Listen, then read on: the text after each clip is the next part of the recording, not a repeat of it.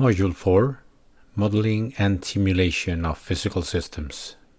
In this module, we will be getting into a little bit more of details related to the modeling of a physical system such as that presented in Module 3. With that in mind, the learning outcomes for this module are to learn how to model a gravity drain water tank, to find out why do we need to solve a given differential equation, to answer the question, can all differential equations be solved?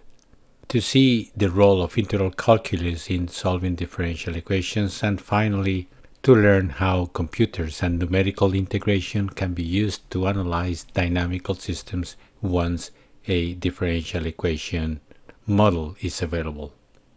So we are going to start this module with an invitation to the learner to try this active learning activity.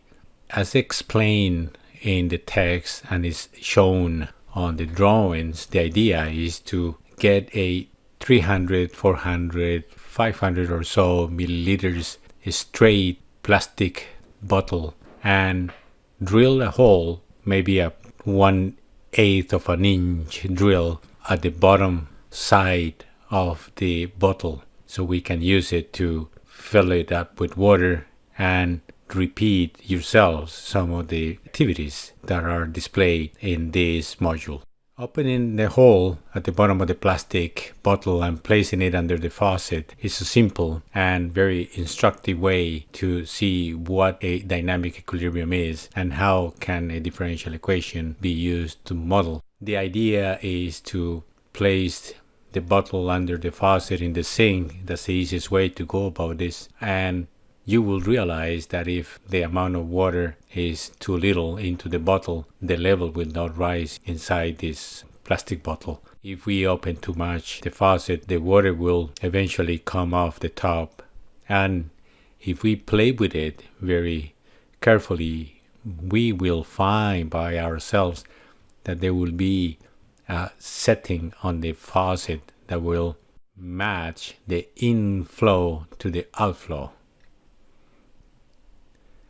The differential equation that models this system describes how the rate of change of the water level is a function of the difference between the water that enters through the top and the water that leaves at the bottom. As illustrated here in our simulation, the water started at 14 centimeters, and as it goes down to the bottom end, the flow is very small. In order to simulate the water level in the bottle, we are going to use the equation that establishes that the volume of water inside the bottle is equal to the area of the bottle times the level. Now, because we are looking into a description of the dynamical system, we are going to use this differential equation that says that the area times the derivative of the level with respect to time being equal to the inflow minus the outflow. So the rate of change is with respect to time because, again, this is a dynamical system. If we simplify the notation and we use A for the area and L for the level, F sub in for the inflow and F sub out for the outflow, we get this differential equation A times dL to dt equals F in minus F out. The outflow is directly proportional to the level. We get the final expression being A times dL to dt equals F in minus K times L, K being the proportionality constant. The system will be in dynamic equilibrium when the rate of change is zero, and this shows that the equilibrium will resolve when the amount of water in is equal to the amount of water that is coming out.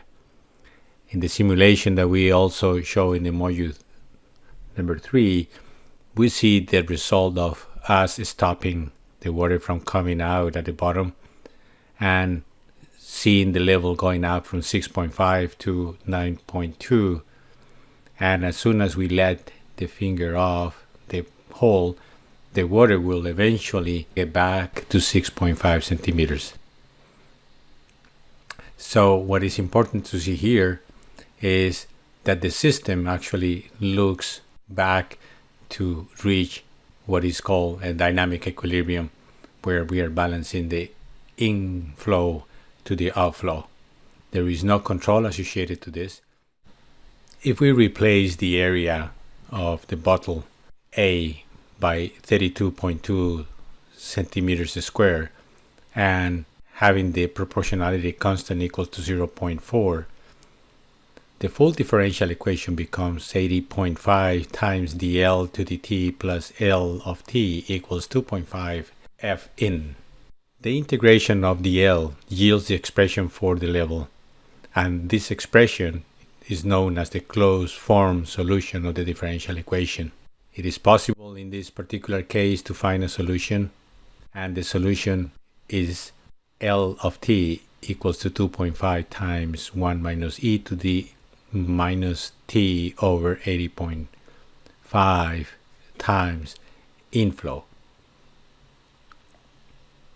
If we use this expression, we can calculate what the level would be if we increase the inflow from 0 to 1 centimeter cube per second. After 81 seconds, the level in the bottle is 1.58 centimeters. And if we wait for 300 seconds, the level would be at 2.44 centimeters. Because we are not doing a simulation, but we are using a mathematical expression, it is possible to fill up the table shown at the bottom of the screen. Now, it should be clear that differential equations allow the modeling of a dynamical system. If we manage to get an expression that solves the differential equation, we will be able to predict the output response of a system to a given input. The bad news is that unfortunately, the most useful differential equations are nonlinear and are mostly non-solvable. Non-solvable means that there is no closed form solution or analytic expression. The good news, however, are that it is possible to analyze a system behavior by using geometrical methods without needing to resolve the differential equations. Strogatz, in his Nonlinear Dynamic and Chaos book, calls it interpreting a differential equation as a vector field. The details of these are beyond the scope of this short course. What is within the scope of this course is to show that a differential equation can be integrated numerically by using the first order Euler's method. As for the purposes of this short course, is going to be the path chosen to show how a simulation can be used to see what happens when we change the input into a system that has been modeled by using a differential equation. As mentioned before, we are using the Scilab XCOS toolbox that is a freeware available from the website shown at the bottom left of the screen. So what we need to do is to have our original differential equation expressed as dl to dt equals to 1 divided by the process time constant times the gain of the process case of p times f in minus L, knowing that 1 divided by k is equal to 2.5, and that is the process gain, and the time constant being a divided by k equals 8.5 seconds, we can use the following blocks in the simulator to come up with a circuit that will resolve the differential equation. So we'll see that by using the blocks on the right hand side from the expressions, we will be able to have them together connected in such a way that the circuit will end up giving us a solution to our differential equation. We will use an integrator that will give us L of t from the integration of L dot. For the process gain, we use this gain block For the time constant, we are going to use another game block because functionally that's what it does in the solution of the expression. And we are going to use this step block to simulate a step change in the inflow to our tank. And finally, we will need a summer to have this equation built using these blocks as shown in the next slide. So here we are showing all the blocks that were displayed in the previous slide. We have our inflow step input, we have our process gain, our process time constant, and the integrator. The integration is fed back into this summer, and the results are displayed here for both the L of t and the inflow, so we will be able to see the results of changes in the inflow and how it affects the level. The simulation, as is being seen here, shows the change in the bottle level when the hole is completely blocked, and that is equivalent actually to changing the inflow by 1.1 centimeter cube.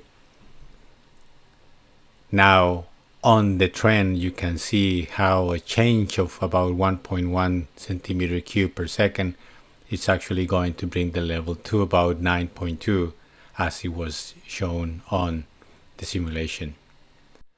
In this last slide for our presentation, we have 6 takeaways that are important as we wrap up this course. The first one is physical systems can be modeled. The second is differential equations is a natural tool to do it. The third one, differential equations do not need to be solved to discern the underlying behavior that it models. The fourth is rearranging the differential equation and using a simulation toolbox. The fourth is that by rearranging the differential equation and using a simulation toolbox blocks, it is possible to resolve the differential equation. Now, for those who feel more comfortable writing code to resolve differential equations, software and tools similar to Python are available to be used. And the last one is expect, of course, that for nature refusal to behave the way your simulation predicts. And this is for this module.